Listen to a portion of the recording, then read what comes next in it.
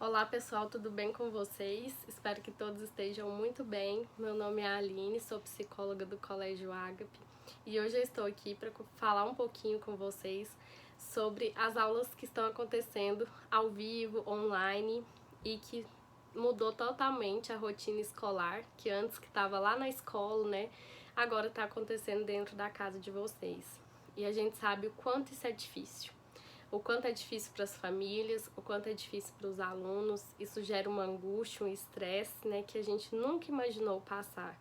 E por mais que antes os pais, né, tivessem o costume de monitorar esse estudo, essas tarefas dos filhos, nós sabemos que agora está acontecendo de forma integral dentro da casa de vocês. Então é um contexto, um cenário totalmente diferente do que já foi um dia.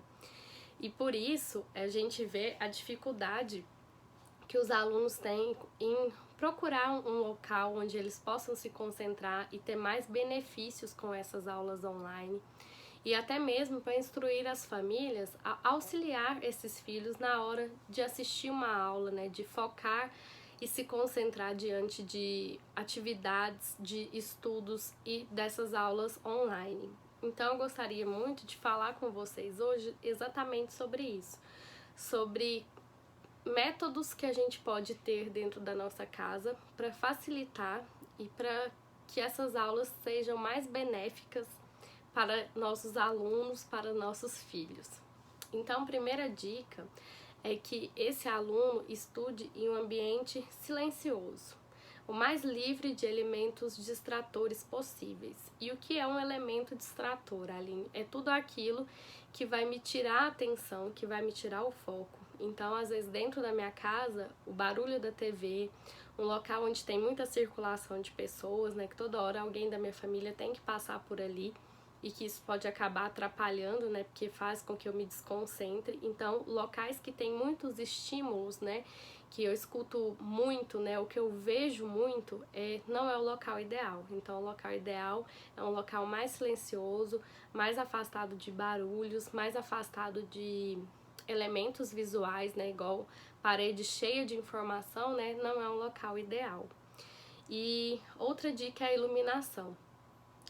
O ideal é que a gente estude em um local e assista aulas online em um local bem iluminado, porque se a iluminação está baixa, isso geralmente vai dando aquela sensação de relaxamento, de tranquilidade, e a gente acaba ficando com sono. E na hora de uma aula, isso não é o ideal. O ideal é que a gente esteja bem ativo, bem focado e concentrado. Assim como alguns alunos, né, costumam estudar ou assistir essa aula deitados na cama, isso não é o ideal, gente.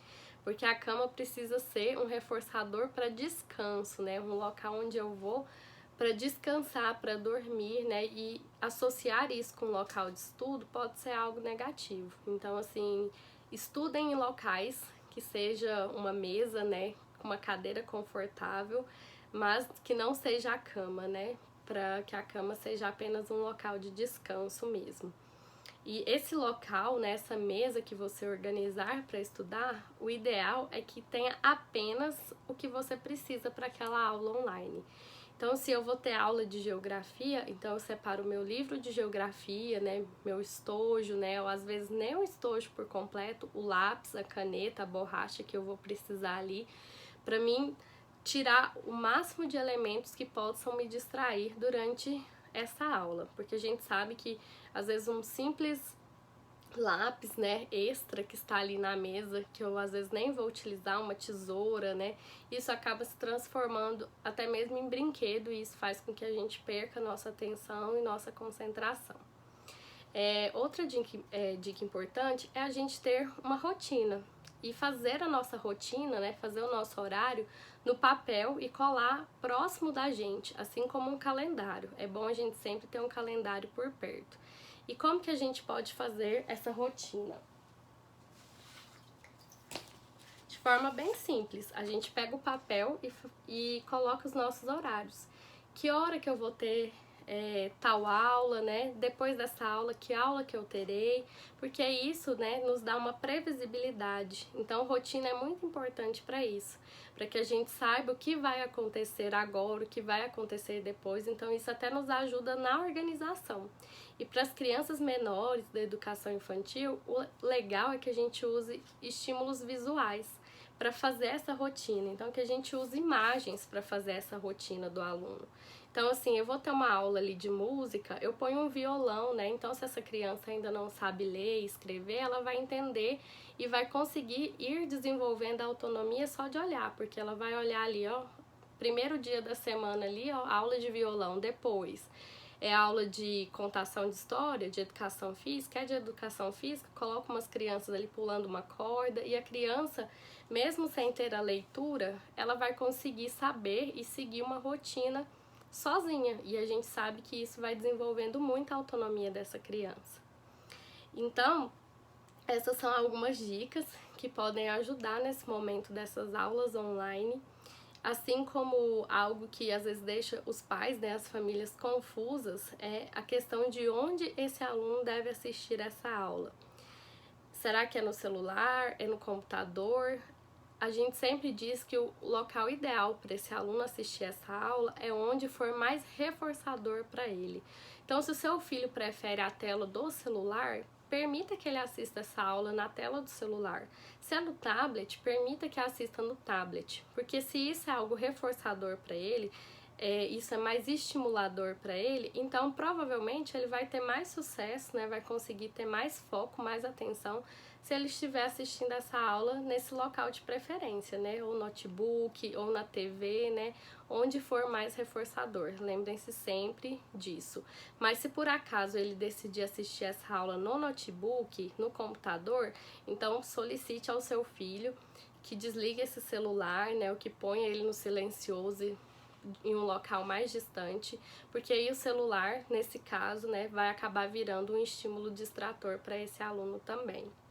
Para os menores, né, uma última dica que pode ser muito importante para as famílias é que a gente sabe que a capacidade atencional deles é menor. Então, às vezes, ele vai ter conseguido prestar atenção ali naquela aula 3 minutos, 4 minutos, 5 minutos. O ideal é que vocês reforcem, né? Então, se ela conseguiu manter-se focada e concentrada durante 5 minutos numa aula online, elogie e fale parabéns, você conseguiu concentrar, né? Conseguiu focar durante 5 minutos, né? Agora você pode tomar uma água, né? Pode fazer um lanche, pode ir ao banheiro e depois você chama essa criança para continuar assistindo a aula, porque não adianta a gente querer que ela fique ali em frente a uma tela por meia hora, né? Até mesmo 20, 15 minutos, que às vezes para ela é muito. Então é bom até ter as aulas gravadas para que essa criança possa assistir um pouco.